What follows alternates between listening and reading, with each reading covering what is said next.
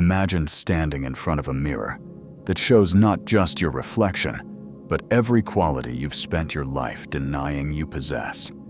The cruelty beneath your kindness, the selfishness behind your generosity, the rage underneath your calm, the cowardice hiding behind your principles. Every trait you've disowned, every impulse you've suppressed, every thought you've immediately rejected as not who I am.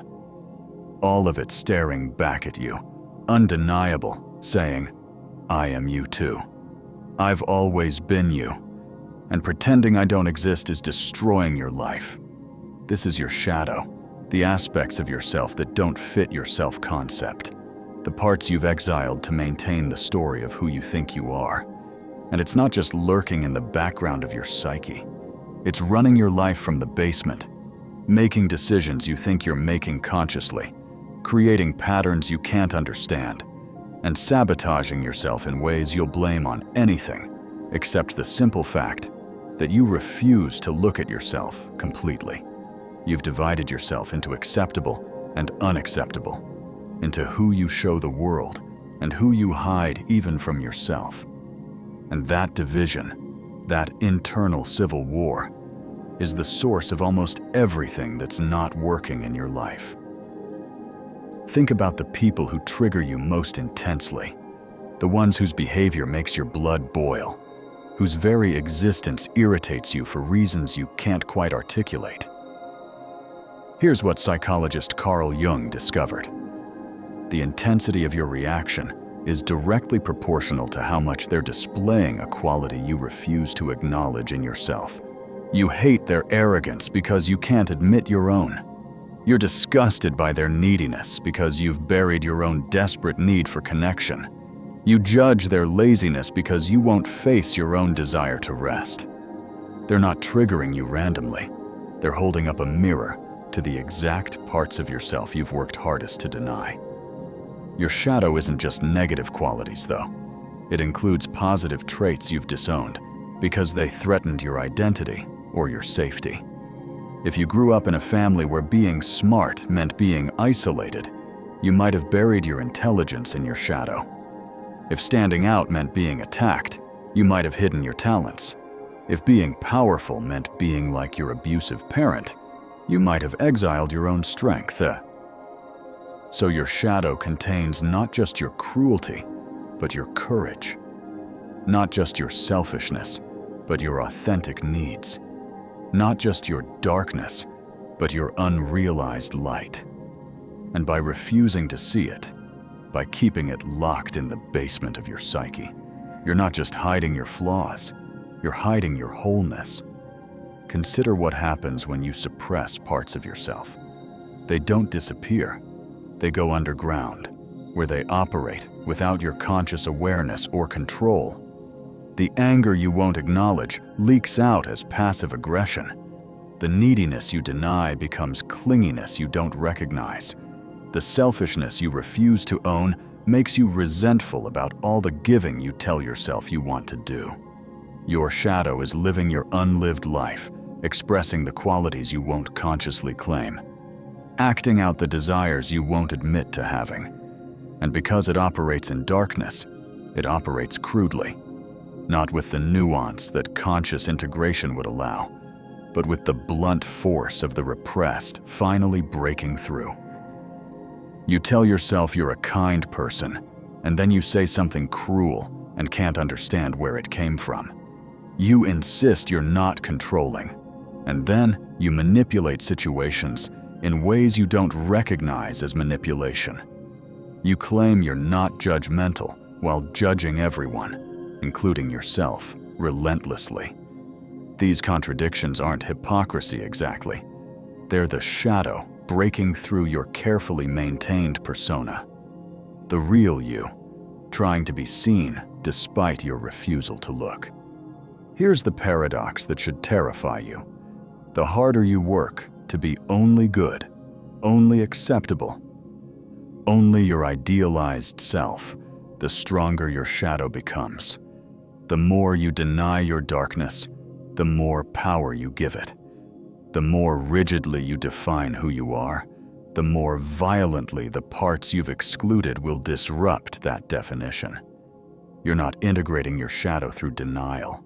You're feeding it, strengthening it, ensuring that when it finally breaks through your defenses, the eruption will be catastrophic rather than manageable. So here's the question you've been avoiding.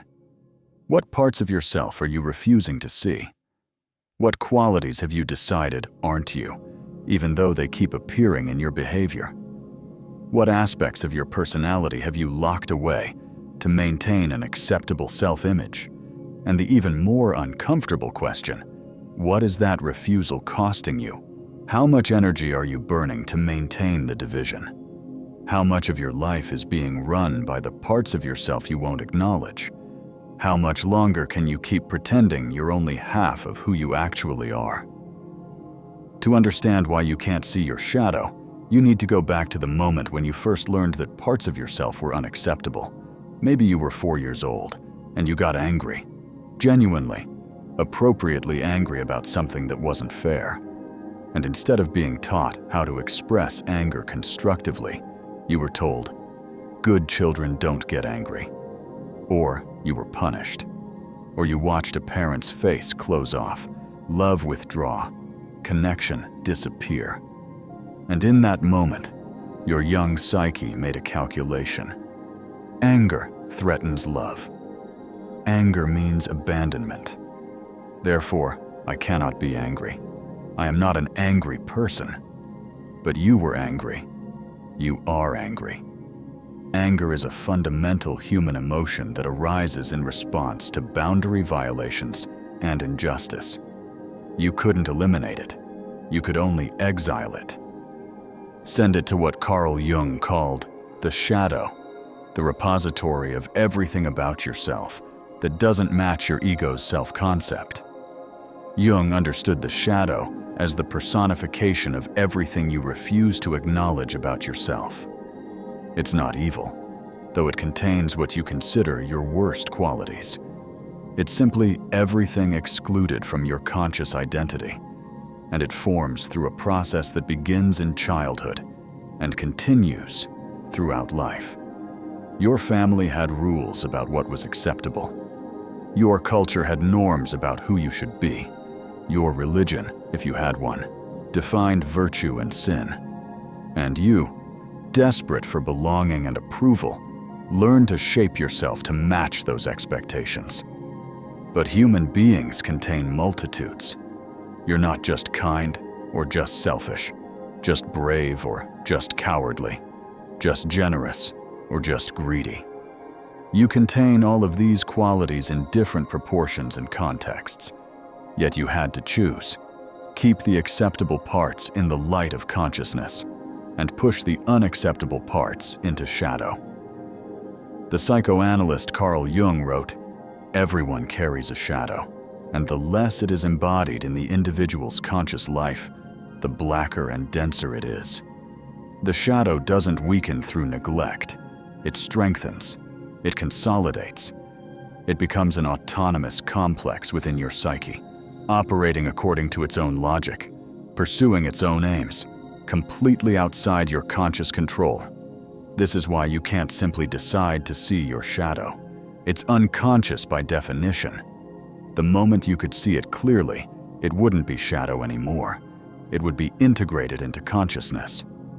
The shadow is precisely what you cannot see about yourself, even though everyone around you often can.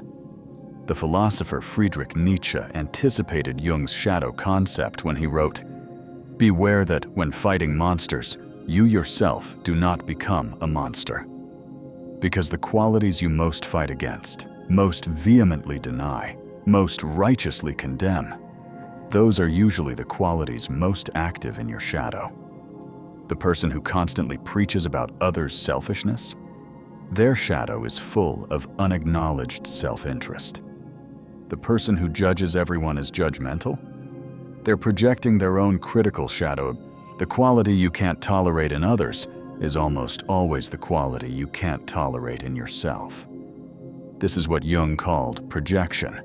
You see your shadow not in yourself, but in others. you externalize the internal conflict. And this serves a purpose. It allows you to battle your own disowned qualities without ever having to admit they're yours. You can fight them out there, in those terrible people who embody everything you're not. Except they do embody something you are, something you've refused to see. And the intensity of your fight against them is powered by the intensity of your internal repression. The developmental psychologist Alice Miller revealed how this process damages children. Parents who haven't integrated their own shadows often can't tolerate those qualities in their children.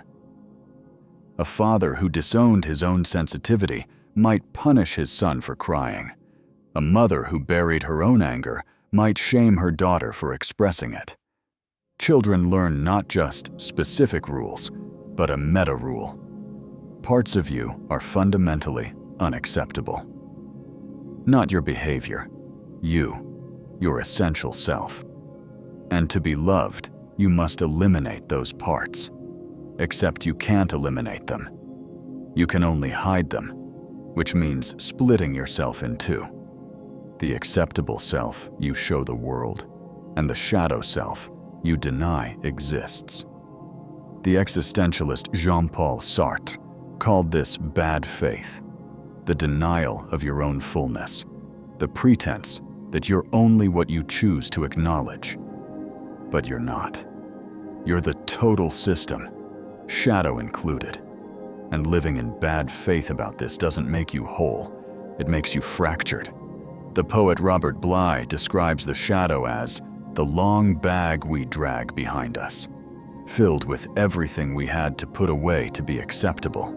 Talents we buried, desires we denied, anger we swallowed, needs we suppressed. The bag gets heavier every year, and we spend enormous energy dragging it while pretending it doesn't exist. But the shadow doesn't just collect rejected qualities, it also inverts them. Jung discovered that the shadow contains the opposite of whatever you've claimed as your identity. If you've built an identity around being nice, your shadow contains meanness. If you pride yourself on independence, your shadow harbors dependency. If you see yourself as rational, your shadow is intensely emotional. This happens because of what Jung called enantiodromia, the tendency for things to transform into their opposites when taken to extremes. The more rigidly you insist you're only one thing, the more powerfully the opposite quality constellates in your shadow. The more you claim to be only light, the denser your darkness becomes. The philosopher Martin Heidegger spoke of authenticity as living in recognition of your full being. But most people, Heidegger argued, live inauthentically, following the they, conforming to collective expectations, never confronting the totality of who they are. This inauthenticity requires denying parts of yourself, which creates the shadow. The neuroscience confirms what Jung intuited. You have multiple neural networks that can operate independently, sometimes in conflict. You're not a unified self, but a collection of part selves, and the ones you don't consciously identify with don't disappear. They operate autonomously, influencing your behavior without your awareness. This is why you can genuinely not recognize your own shadow behavior.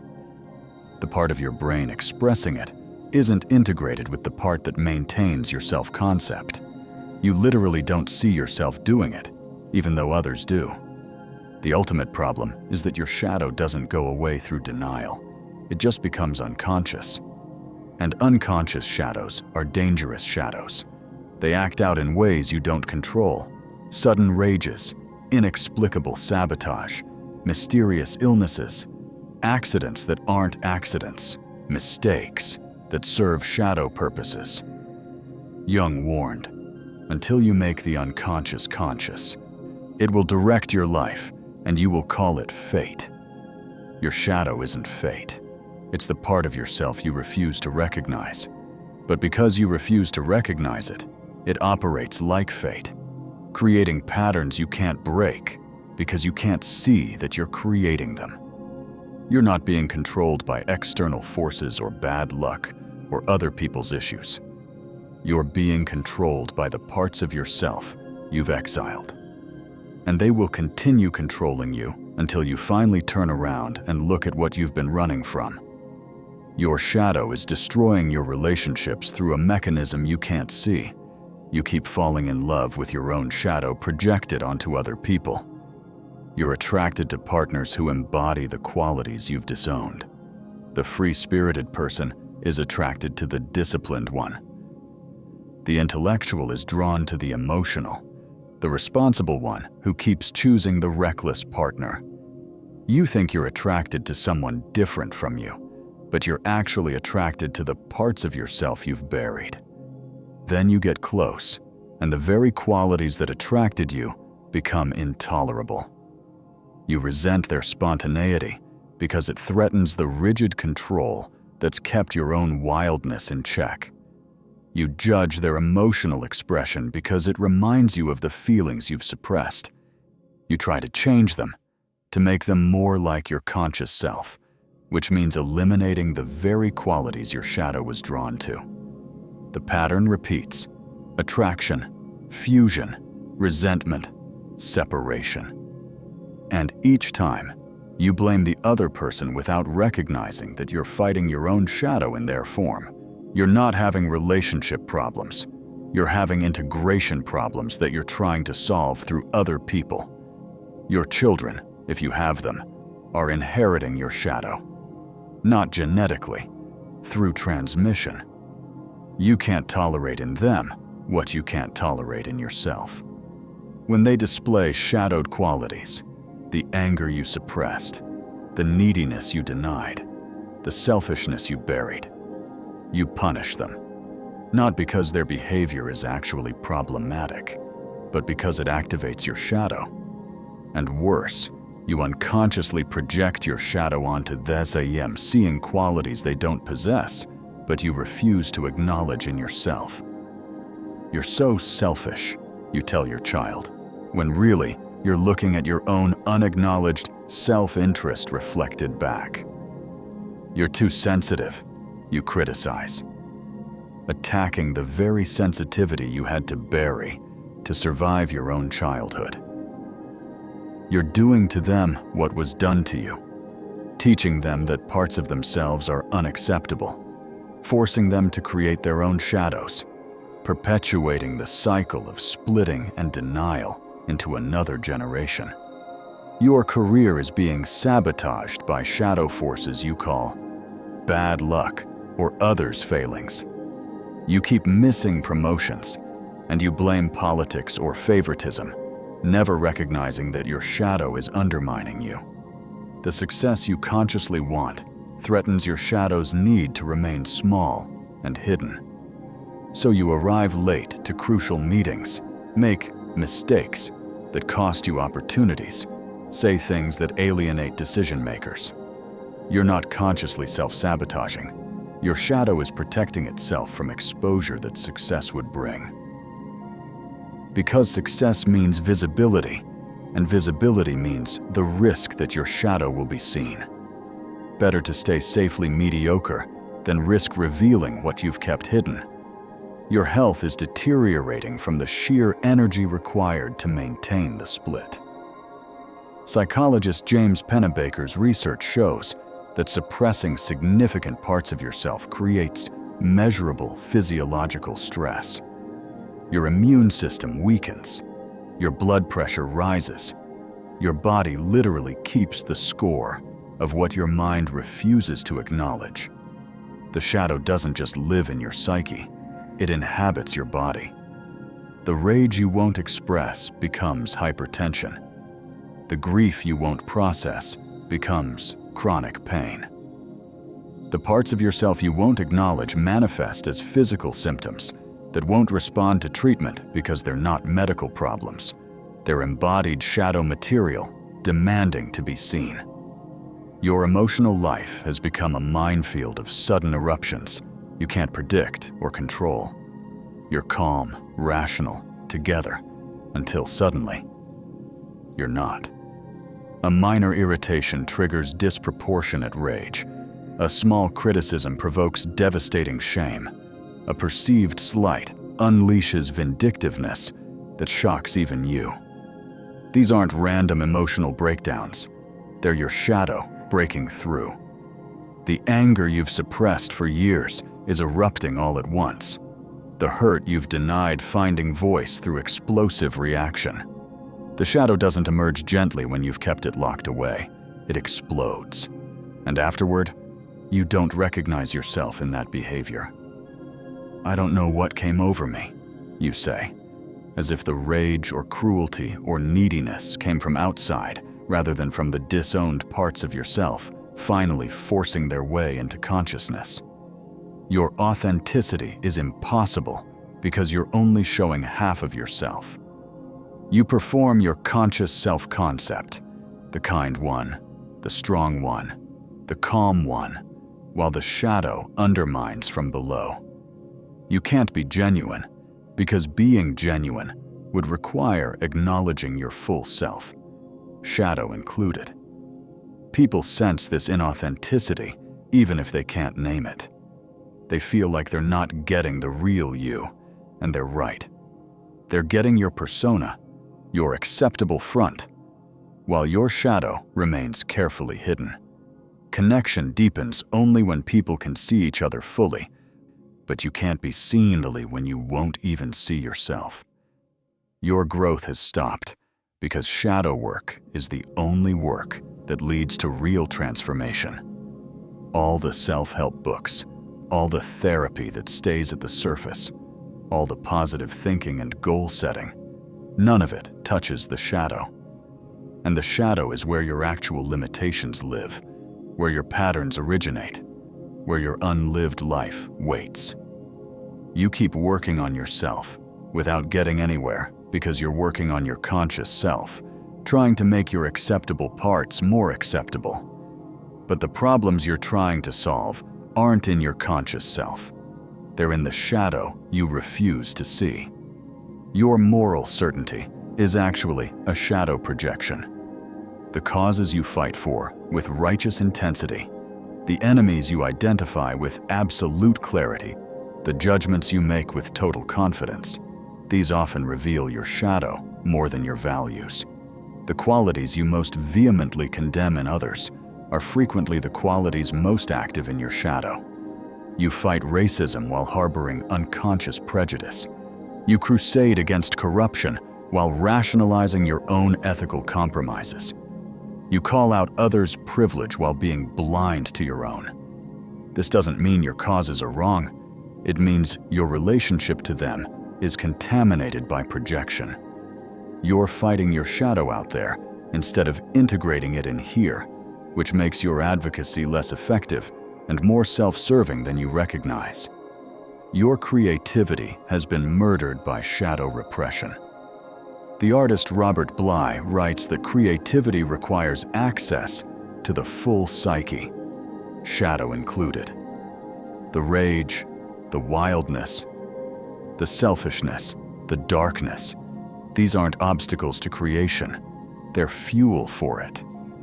But you've cut yourself off from that fuel by exiling these qualities to your shadow. So your creative work, if you produce any, is sanitized, safe, acceptable, and ultimately lifeless. It lacks the rawness that comes from full engagement with your totality. You're creating from only the acceptable parts of yourself, which means you're creating only acceptable art, which means you're not creating anything that matters. Your exhaustion is the exhaustion of maintaining two selves.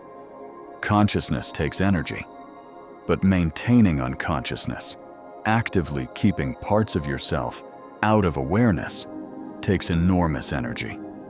You're spending your days operating the psychological machinery that keeps your shadow hidden. And that operation never stops, never rests, never gets easier.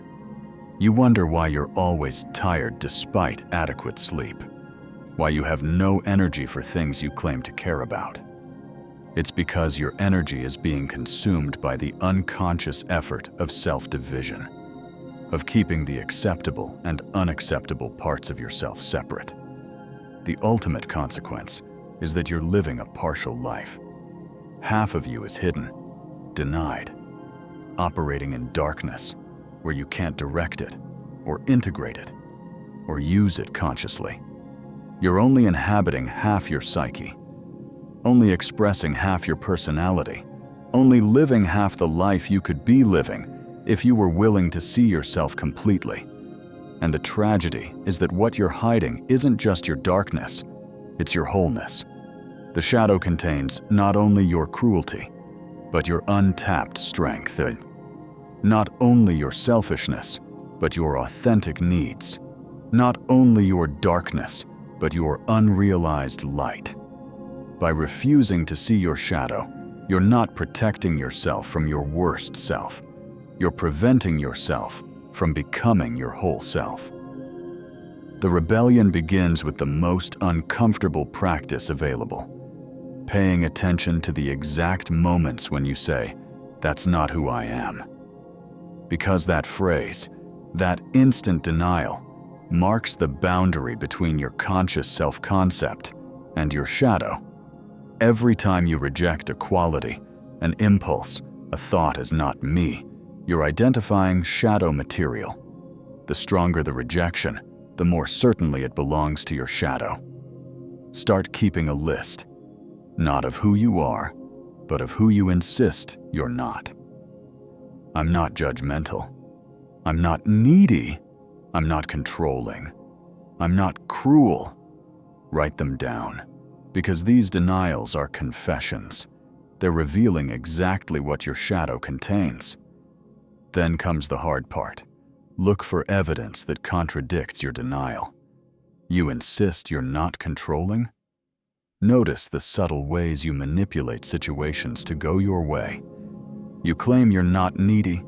Observe how you react when someone doesn't respond to your text immediately. You're certain you're not cruel. Remember the cutting remark you made as a joke. This isn't about judging yourself. It's about seeing yourself. You're gathering evidence that your shadow exists, that it's active, that it's you, even though you've been claiming it's not. Practice what Jung called active imagination with your shadow. When you have a strong negative reaction to someone, instead of immediately justifying why they're terrible, ask, what quality in them am I refusing to see in myself? The coworker whose neediness irritates you, where are you needy? The friend whose arrogance offends you, where are you arrogant? The acquaintance whose laziness you judge, where do you avoid effort? The person who triggers you is showing you your shadow. They're not the problem, they're the mirror. Start a shadow journal. Not a gratitude journal or a productivity journal, a shadow journal. Each day, write about moments when you had a disproportionate emotional reaction, judged someone harshly, did something that contradicts your self-concept, felt a desire you immediately suppressed, thought something you immediately censored. Write it without justification or rationalization. Just document the shadow material as it emerges. You're creating a map of your unconscious, tracking the patterns that operate below your awareness. Use what psychologist Debbie Ford calls the disowned self process. Take a quality you despise in others, let's say selfishness. Write down all the ways you see selfishness in the world, all the people who embody it, all the damage it causes. Really feel your judgment about it. Then ask, if I had to find even one way I exhibit this quality, what would it be? Your ego will scream that you're nothing like those selfish people. Ignore it. Find the evidence, the small ways you prioritize your needs, the subtle self-interest beneath your generosity, the times you've taken without acknowledging it. You're not trying to prove you're a terrible person. You're trying to see yourself completely. And complete self-knowledge includes acknowledging that you contain almost every quality you judge, just perhaps in different intensities or expressions. Work with what Jungian analyst Robert Johnson calls owning your projections. Make a list of 3 people who really bother you. For each one, identify the specific quality that triggers you. Then ask, how am I this quality in my own way? This is excruciating because your ego has invested enormous energy in not being that quality. But the investment itself is the evidence. You don't invest energy distancing yourself from qualities you genuinely don't possess. You invest energy in distancing yourself from qualities you possess, but refuse to acknowledge. Practice what psychologist Tara Brach calls radical acceptance of your shadow. When you catch yourself exhibiting a shadow quality, being controlling, or needy, or cruel, or lazy, instead of immediately denying it or justifying it, try saying, yes, that's also me. I contain this quality. Not, I am only this quality, or this quality defines me. Just, I contain this. Because you do. You contain all human qualities in some measure. Acknowledging this doesn't make you a bad person. It makes you a complete person. Find what author Robert Bly calls the gold in the shadow. Your shadow doesn't just contain your worst qualities. It contains your unrealized potential. What positive qualities did you bury because they weren't safe or acceptable? Did you hide your intelligence because being smart meant being isolated? Did you suppress your confidence because standing out meant being attacked? Did you bury your creativity because being different wasn't allowed? These qualities are in your shadow too, waiting to be reclaimed. Make a list of qualities you admire intensely in others, the traits that make you feel a mixture of admiration and envy. These often reveal your positive shadow, qualities you possess but haven't permitted yourself to express. You recognize them in others because you recognize them in yourself, even if you won't consciously claim them. Seek out what Jung called the confrontation with the shadow through therapy with someone trained in depth psychology. You cannot see your shadow completely on your own. By definition, it's what you can't see about yourself.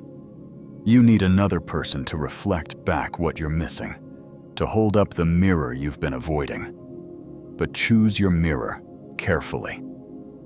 You need someone who can handle your shadow without judgment or recoil, who can witness your darkness without trying to fix it, reassure it away, who understands that integration is the goal, not elimination. Practice what Jungian analyst James Hollis calls honorable shadow work. When your shadow emerges, through a slip of the tongue, a dream, a sudden emotion, don't immediately push it back down. Pause. Get curious. Ask, what is this part of me trying to tell me? Your shadow isn't your enemy. It's the exiled part of yourself trying to come home. And it will keep creating disruption, sabotage, and symptoms until you finally turn around and acknowledge it. Most importantly, understand that shadow integration isn't about becoming your shadow. It's about making the unconscious conscious. You're not trying to act out all your shadow impulses. You're trying to bring them into awareness, where you can work with them consciously rather than being controlled by them unconsciously. When you integrate your shadow anger, you don't become an angry person. You become someone who can access anger appropriately instead of either suppressing it completely or exploding uncontrollably. When you integrate your shadow selfishness, you don't become selfish. You become someone who can acknowledge your needs instead of martyring yourself and resenting others. Integration gives you a choice. Denial gives the shadow control. The rebellion is choosing to see what you've been refusing to see, to acknowledge what you've been denying, to become whole instead of remaining divided. Start now. Start with the quality you're most certain you don't have, because that certainty is the shadow's fingerprint. Here's the truth that changes everything. Your shadow isn't what's wrong with you. The splitting is what's wrong with you. The refusal to be whole is what's destroying your life. You've been operating under a fundamental misunderstanding that you can eliminate your darkness by denying it, that you can become good by refusing to acknowledge your capacity for evil, that you can be whole by accepting only half of yourself. But wholeness doesn't work that way. You don't become integrated by integration of only your acceptable parts. You become integrated by acknowledging all parts, the light and the dark, the noble and the petty, the generous and the selfish, and recognizing that all of it is you. This is what Carl Jung meant when he said, "I'd rather be whole than good." Not that he advocated being evil, but that he understood something most people miss. The attempt to be only good creates a shadow so dark and powerful that it ultimately makes you worse than if you'd simply acknowledged your full human complexity from the beginning. The person who insists they're only kind becomes capable of extraordinary cruelty because they have no conscious relationship with their cruelty. It operates autonomously, erupting in ways they can't control because they won't acknowledge it exists. The person who claims to be completely selfless becomes manipulative because their genuine needs, unacknowledged, express themselves through covert means. But the person who acknowledges, "I contain kindness and cruelty, generosity and selfishness," that person can choose. They can see the impulse toward cruelty arising and decide not to act on it. They can recognize their selfishness and work with it consciously rather than being controlled by it unconsciously. This is the ultimate inversion. Acknowledging your darkness gives you power over it. Denying it gives it power over you. The poet Rumi wrote, "The wound is the place where the light enters you." But he also understood that you must be willing to look at the wound, to acknowledge it exists, to stop pretending you're unbroken. Your shadow is your wound, the place where your wholeness was fractured, where parts of you were exiled to maintain acceptability. And that wound, when finally acknowledged and integrated, becomes your greatest strength. Because shadow work doesn't make you darker, it makes you more conscious. It doesn't unleash your worst qualities. It gives you awareness of them, which is the only thing that allows you to choose differently. Here's what actually happens when you integrate your shadow. You don't become your anger. You become someone who can access anger appropriately when boundaries are violated, instead of either suppressing it completely or exploding uncontrollably. You don't become your selfishness. You become someone who can acknowledge their needs instead of martyring themselves and resenting everyone. You don't become your darkness. You become someone who carries their darkness consciously, which makes you less dangerous, not more. Because conscious darkness can be directed, channeled, transformed. Unconscious darkness just erupts and destroys. The philosopher Friedrich Nietzsche understood, whoever fights monsters should see to it that in the process he does not become a monster. And if you gaze long enough into an abyss, the abyss will gaze back into you. But the abyss he's warning about isn't external evil, it's your own shadow. And the warning isn't to avoid looking at it. It's that if you look at it, you must acknowledge what you see. You must integrate it. Otherwise, you become possessed by it. This is why the most dangerous people are often those who believe they're purely good. They have no conscious relationship with their capacity for evil. So when they do evil, and they will, because all humans contain that capacity, they can't see it as evil. They rationalize it as necessary, as justified, as somehow different from the evil they condemn in others.